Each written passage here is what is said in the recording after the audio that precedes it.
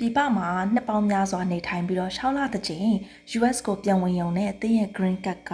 မဆုံးရှုံးနိုင်ဘူးဆိုတာဟုတ်လားအဲ့ဒါလို့အတိအကျချပြထားတယ်ပေါ့နော်စီကံချက်ကမရှိပါဘူးဥပမာပေါ့နော်တင်းက green card နဲ့မြန်မာပြည်ကိုခီးထွက်တယ်ဆိုပါဆိုနှစ်နှစ်မှာပေါ့နော်တင်းက US ကို6လမပြည့်ခင်ပေါ့နော်ပြန်ဝင်လာတယ်ဆိုလို့ရှိရင်တင်းအနေနဲ့